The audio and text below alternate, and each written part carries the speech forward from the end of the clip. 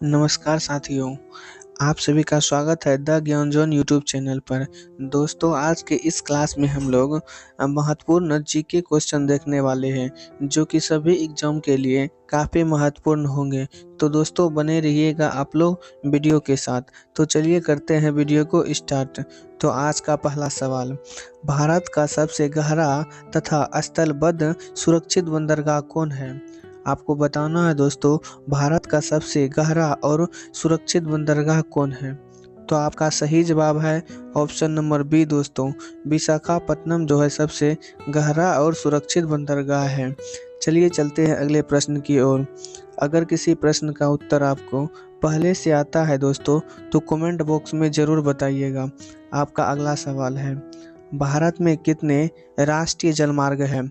आपको बताना है भारत में कितने राष्ट्रीय जलमार्ग हैं। तो आपका सही जवाब दोस्तों ऑप्शन नंबर सी हो जाएगा। 111 राष्ट्रीय जलमार्ग है कुल भारत में। तो चलिए चलते हैं अगले प्रश्न की ओर। और क्वेश्चन नंबर 3, पूर्वोत्तर भारत के किस राज्य में रेल मार्ग नहीं है? आपको बताना है दोस्तों, पूर्वोत्तर भारत के वह कौन सा राज्य है जहां पर रेल मार्ग नहीं है? तो आपका सही जवाब दोस्तों ऑप्शन नंबर ए हो जाएगा, सिक्किम में जो है रेल मार्ग नहीं है। चलिए अगले प्रश्न पर। 4, राष्ट्रीय राजमार्ग संख्या 7 कितने राज्यों से होकर गुजरती है? आपको बताना है राष्ट्रीय राजमार्ग संख्या 7 कितने राज्य से होकर गुजरती है? आपका सही जवाब ऑप्शन डी हो जाएगा दोस्तों, 7 राज्य से होकर गुजरती है राष्ट्रीय राजमार्ग संख्या 7। चलिए चलते हैं अगले प्रश्न पर। निम्नलिखित जनजातियों में से कौन सी केरल में पाई जाती है? आपको बताना है इस 4 ऑप्शन में से कौन सा जनजाति केरल में पाई जाती है। आपका सही जवाब ऑप्शन ए हो जाएगा दोस्तों, चेंचू जनजाति जो है केरल में पाई जाती है। चलिए अगले प्रश्न पर। क्वेश्चन नंबर 6, दुधवा राष्ट्रीय उद्यान कहाँ स्थित है? यह क्वेश्चन इम्पोर्टेंट था दोस्तों, आप लोग याद भी करते जाइएगा। हम बोल रहा है दुधवा राष्ट्रीय उद्यान कहाँ स्थित है? आपका सही जवाब ऑप्शन नंबर बी हो जाएगा दोस्तों, उत्तर प्रदेश में जो है दुधवा राष्ट्रीय उद्यान स्थित है। चलिए अगले प्रश्न पर। क्वेश्चन नंबर 7, किस वर्ष में प्रोजेक्ट टाइगर आरंभ किया गया था? आपको बताना है वह कौन सा वर्ष है जब प्रोजेक्ट टाइगर आरंभ किया गया था। तो आपका सही जवाब ऑप्शन ए हो जाएगा दोस्तों, 1973-74 में प्रोजेक्ट टाइगर आरंभ किया गया था। चलिए चलते हैं नेक्स्ट प्रश्न की ओर। आपका अगला प्रश्न है, भारत में सर्वाधिक तेज जनसंख्या वृद्धि दर वाला राज्य कौन है? आपको बताना है दोस्तों, भारत का वह कौन सा राज्य है जहां पर जनसंख्या वृद्धि दर बहुत तेज है? तो आपका सही जवाब ऑप्शन डी हो जाएगा दोस्तों, मेघालय में जनसंख्या वृद्धि दर तेज है। चलिए चलते हैं अगले प्रश्न पर। Question number 9, steel city Rourkela किस नदी के किनारे बताना है? आपको बताना है स्टील सिटी राउरकेला जो है किस नदी के किनारे बसा हुआ है। तो आपका सही जवाब ऑप्शन नंबर बी हो जाएगा दोस्तों, ब्राह्मणी नदी के किनारे जो है स्टील सिटी बसा हुआ है। चलिए अगले प्रश्न पर।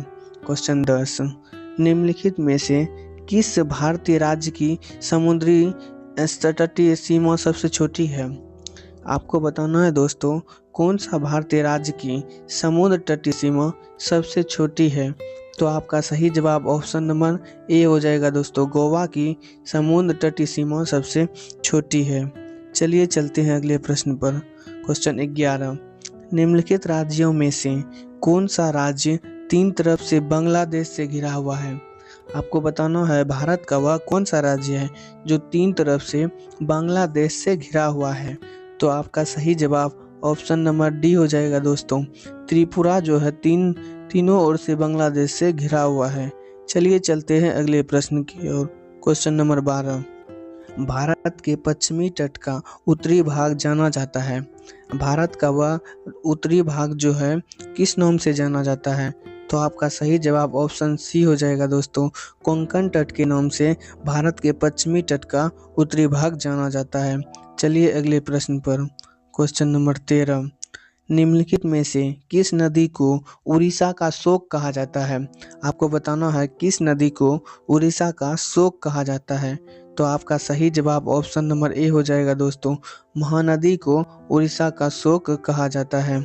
चलिए अगले प्रश्न पर, क्वेश्चन 14, कौन सी नदी ओडिशा में अपना डेल्टा बनाती है? आपको बताना है दोस्तों कौन सी नदी उड़ीसा में अपना डेल्टा बनाती है। तो आपका सही जवाब ऑप्शन नंबर बी हो जाएगा, महानदी जो है उड़ीसा में अपना डेल्टा बनाती है। चलिए नेक्स्ट प्रश्न पर, धुआंधार जलप्रपात किस नदी पर स्थित है? आपको बताना है धुआंधार जलप्रपात किस नदी पर स्थित है। आपका सही जवाब दोस्तों ऑप्शन नंबर ए हो जाएगा, नर्मदा नदी पर धुआंधार जलप्रपात स्थित है। चलिए नेक्स्ट प्रश्न पर, 16, जायकवाड़ी परियोजना किस नदी पर स्थित है? यह क्वेश्चन पूछा गया है दोस्तों, ध्यान से देखिएगा। जायकवाड़ी परियोजना किस नदी पर स्थित है? आपका सही जवाब ऑप्शन सी हो जाएगा दोस्तों, गोदावरी नदी पर जायकवाड़ी परियोजना स्थित है। चलिए नेक्स्ट प्रश्न पर, दिल्ली में अधिक वार्षिक तापांतर का कारण क्या है? दिल्ली में जो अधिक वार्षिक तापांतर का कारण क्या है? तो आपका सही जवाब ऑप्शन डी हो जाएगा दोस्तों, समुद्र से अधिक दूरी के कारण वहां पर अधिक वार्षिक तापांतर होता है। चलिए नेक्स्ट प्रश्न पर, मानसून निवर्तन से सबसे अधिक वर्षा कहाँ होती है? आपको बताना है मानसिक निवर्तन से सबसे अधिक वर्षा कहाँ होती है। आपका सही जवाब ऑप्शन सी हो जाएगा दोस्तों, चेन्नई में जो है सबसे अधिक वर्षा होती है। चलिए नेक्स्ट प्रश्न पर, धान की खेती के लिए सर्वाधिक आदर्श मृदा कौन सी होती है? धान का सबसे ज़्यादा खेती किस मृदा में होता है आपको बताना है। आपका सही जवाब ऑप्शन सी हो जाएगा दोस्तों, जलोढ़ मृदा में धान का खेती सबसे ज़्यादा किया जाता है। चलिए नेक्स्ट प्रश्न पर, भारत में अधिकतम कृषि योग्य क्षेत्र घेरने वाली फसल कौन सी है? आपको बताना है भारत में सबसे ज़्यादा किस फसल के उत्पादन किया जाता है। आपका सही जवाब ऑप्शन नंबर बी हो जाएगा दोस्तों, धान का सबसे ज़्यादा उत्पादन किया जाता है। चलिए नेक्स्ट प्रश्न पर, क्वेश्चन नंबर 21, भारत में किस प्रदेश में सोयाबीन की खेती सर्वाधिक क्षेत्रफल पर होता है? आपको बताना है भारत में किस प्रदेश में सोयाबीन की खेती का सर्वाधिक क्षेत्रफल है। तो आपका सही जवाब दोस्तों ऑप्शन नंबर ए हो जाएगा, मध्य प्रदेश में सर्वाधिक खेती किया जाता है। चलिए नेक्स्ट प्रश्न पर, भारत में सबसे अधिक कॉफ़ी उत्पादन करने वाला राज्य कौन है? यह क्वेश्चन इम्पोर्टेंट है दोस्तों, आप लोग याद कर लीजिए, भारत में सबसे ज़्यादा कॉफ़ी का उत्पादन कहाँ होता है? तो आपका सही जवाब ऑप्शन नंबर डी हो जाएगा दोस्तों, कर्नाटक में सबसे ज़्यादा कॉफ़ी उत्पादन किया जाता है। चलिए अगले प्रश्न पर, भारत का राष्ट्रीय फल क्या है? आपको बताना है भारत का राष्ट्रीय फल क्या है। आपका सही जवाब ऑप्शन नंबर डी हो जाएगा दोस्तों, आम जो है भारत का राष्ट्रीय फल है। चलिए नेक्स्ट प्रश्न पर, क्वेश्चन नंबर 24, भारत में विद्युत आपूर्ति सबसे पहले कहाँ शुरू हुई? आपको बताना है भारत में विद्युत आपूर्ति सबसे पहले कहाँ शुरू हुई। आपका सही जवाब ऑप्शन नंबर बी हो जाएगा दोस्तों, दार्जिलिंग में सबसे पहले विद्युत आपूर्ति शुरू हुई थी। चलिए अगले प्रश्न पर, और आज का लास्ट प्रश्न है दोस्तों, भारत में पाया जाने वाला अधिकांश लौह अयस्क किस प्रकार का है? आपको बताना है भारत में किस प्रकार का अयस्क सबसे ज़्यादा पाया जाता है। तो आपका सही जवाब है दोस्तों ऑप्शन नंबर ए, हेमेटाइट बहुत ज़्यादा मात्रा में भारत में पाया जाता है।